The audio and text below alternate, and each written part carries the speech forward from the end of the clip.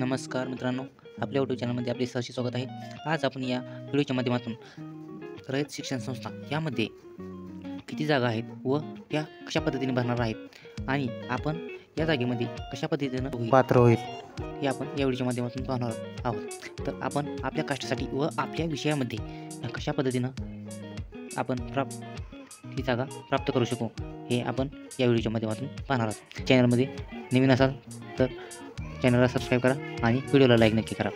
पवित्र प्रणालीद्वारे शिक्षक भरती जाहिरात यामध्ये रयत शिक्षण संस्था सातारा या व्यवस्थापनाच्या शाळांमध्ये खाली नमूद केलेल्या पदासाठी आवश्यक शैक्षणिक व व्यावसायिक अर्हता धारण करीत असलेला व पवित्र प्रणालीमध्ये नोंदणी केलेला पात्र उमेदवाराकडून ऑनलाईन पद्धतीने अर्ज करण्यात येत आहे. म्हणजे याच्या व्यतिरिक्त पवित्र पोर्टलच्या व्यतिरिक्त दुसरी कुठूनही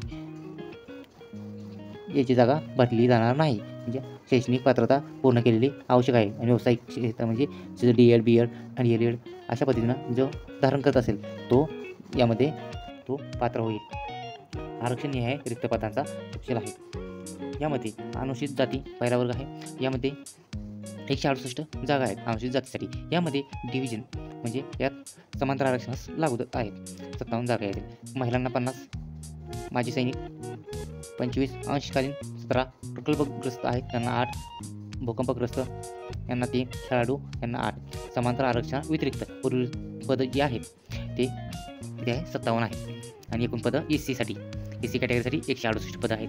अनुसूचित जमातीसाठी महिलांना एकही पद नाही, माजी सैनिकांना एकही नाही, अंशकालीन, प्रकल्पग्रस्त, भूकंपग्रस्त, खेळाडू, समांतर आरक्षण यामध्ये एकही नाही. त्यांना ST साठी एकही पद रयत शिक्षण संस्था सातारा या ठिकाणी उपलब्ध नाही आहे.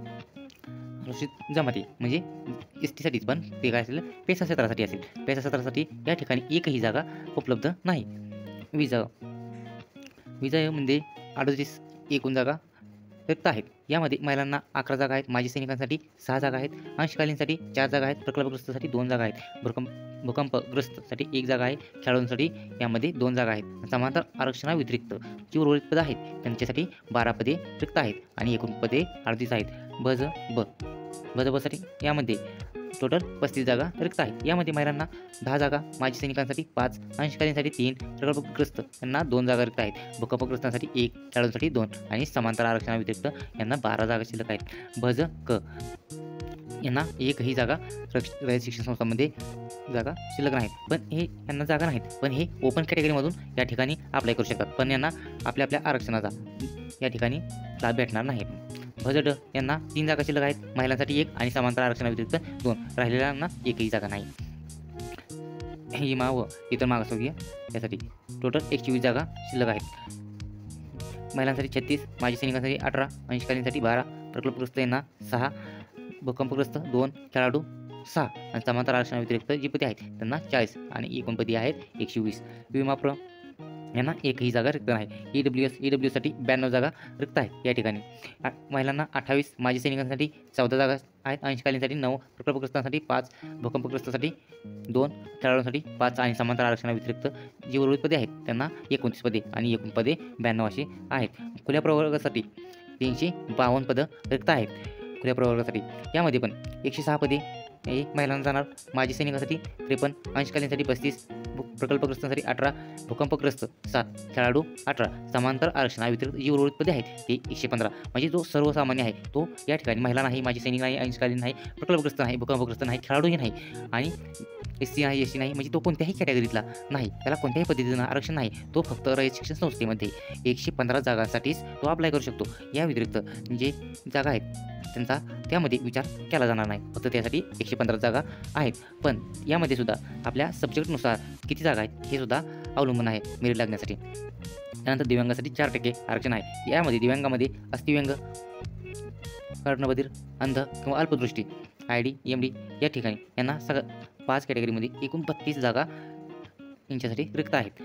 अनाथसाठी 4, अनाथ आणि संस्थाबाह्य जे आहेत त्यांना 4, म्हणजे एकूण 8 जागा यांच्यासाठी दिलेल्या आहेत. एकूण 808 पदे या ठिकाणी रयत शिक्षण संस्थेमध्ये आहेत.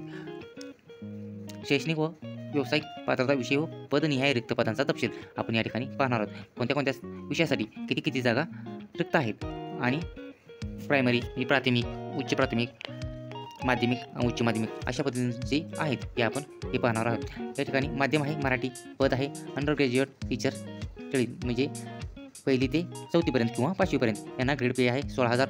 ॲडेड संस्था आहे. ऑल सब्जेक्ट जे 4थीपर्यंत असतात त्या शिक्षकांना सर्व विषय शिकवायचे असतात. शिकवण्याचे माध्यम मराठी.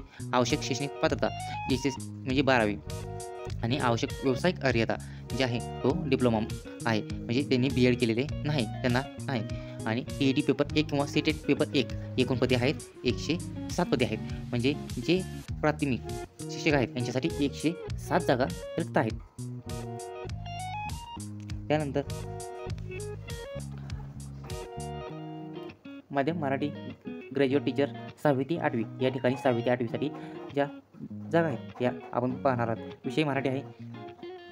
ही संस्था ॲडेड आहे, त्यामुळं आपण सर्व ठिकाणी ॲडेड हे समजून घ्या. आवश्यक शैक्षणिक पात्रता ग्रॅज्युएशन, डिप्लोमा किंवा ग्रॅज्युएशन, व्यवसाय अर्हता. ग्रॅज्युएशन म्हणजे BEd. ज्या विद्यार्थ्यांनी ग्रॅज्युएशन पूर्ण आहे, डिप्लोमा केला किंवा ग्रॅज्युएशन पूर्ण आहे आणि BEd केले आणि पेपर 2 जो पास आहे त्यांना या ठिकाणी ते अप्लाय करू शकतात. या ठिकाणी 6वी ते 8वीसाठी कोणता विषय आहे? मराठी लँग्वेजसाठी. लँग्वेज पेपरसाठी किती जागा रिक्त आहेत? 50 रिक्त आहेत. या ठिकाणी शिकवण्याचे माध्यमसुद्धा मराठीच आहे. डॅश केलेलं पुढं आलेलं आहे. त्यानंतर मराठी सब्जेक्टसाठी तो मराठीतून हे करणार आहे आणि मराठी 3 नंबरचा. ग्रॅज्युएट टीचर 6वी ते 8वीसाठी ग्रेड पे आहे 16,000. लँग्वेज हिंदी विषयासाठी तो हिंदीमधून शिकवणार आहे. ग्रॅज्युएशन आणि डिप्लोमा किंवा ग्रॅज्युएशन म्हणजे BSc BEd, BA BEd किंवा BA DEd, BA BEd अशा पद्धतीने कोणतेही क्वालिफिकेशन केलेलं असेल त्यांनी TET पेपर 2 पास असला पाहिजे. हिंदी या विषयासाठी 45 जागा या ठिकाणी रिक्त आहेत रजिस्ट्रेशन संस्थेमध्ये. 6वी ते 8वीसाठी संस्कृतसाठी एकच जागा या ठिकाणी रिक्त आहेत 6वी ते 8वीसाठी. त्यानंतर 6वी ते 8वीसाठी लँग्वेज इंग्लिश लँग्वेजसाठी 71 जागा रिक्त आहेत या ठिकाणी. त्यानंतर मॅथमॅटिक्स म्हणजे गणित या विषयासाठी आणि या मॅथमॅटिक्सची शिकवण्याचे माध्यम मराठी आहे. शिकवण्याचे माध्यम मराठी आहे आणि यांनी 2 पेपर TET पेपर 2 किंवा CTET पेपर 2 यांचा मॅथ सायन्स हा सब्जेक्ट असला पाहिजे आणि या ठिकाणी त्यांना 53 जागा रिक्त आहेत. त्यानंतर पुढे आपण पाहूया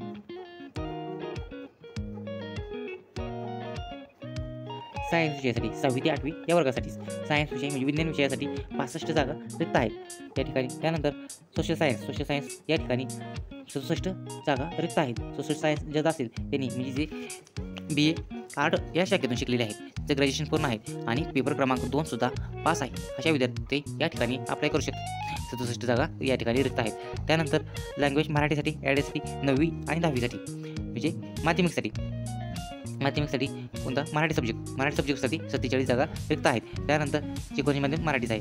त्यानंतर हिंदी या विषयासाठी 56 जागा रिक्त आहेत. त्यानंतर संस्कृतसाठी 1 जागा रिक्त आहे 9वी 10वीसाठी. त्यानंतर 9वी 10वीसाठी इंग्लिश या विषयासाठी 53 जागा रिक्त आहेत. त्यानंतर मॅथमॅटिक्स या विषयामध्ये 34 जागा रिक्त आहेत. 9वी आणि 9वी 10वीसाठी या ठिकाणी तुम्ही पाहू शकता की त्यांना TET पेपर 1 किंवा 2 कोणताही पेपर क्वालिफाय होण्याची आवश्यकता नाही आहे. सायन्ससाठी 29 जागा रिक्त आहेत. सोशल सायन्सला 54.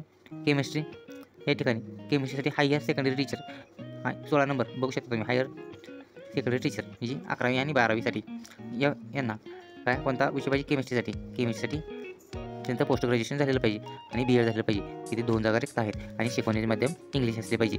हायर सेकंडरीमध्ये फिजिक्स विषयासाठी आणि शिकवण्याचे माध्यम इंग्लिश यांचं MSc BEd झालं पाहिजे. 17 जागा या ठिकाणी फिजिक्स यासाठी 17 जागा रिक्त आहेत. केमिस्ट्री विषयासाठी 2 जागा या ठिकाणी रिक्त आहेत. बायोसाठी 11 जागा रिक्त आहेत. या ठिकाणी MSc BEd असले पाहिजे. त्यांना ग्रेड पे आहे यांचं 20,000. जे 11-12 शिकवणार आहेत त्यांना 20,000 आहे. त्यानंतर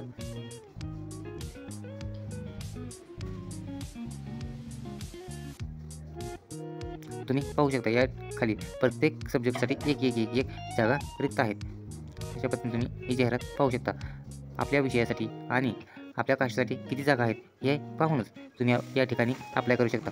या ठिकाणी विदाउट इंटरव्ह्यू या पद्धतीनं शिक्षक भरती केली जाते. त्यामुळे आपण या ठिकाणी अप्लाय करू शकता.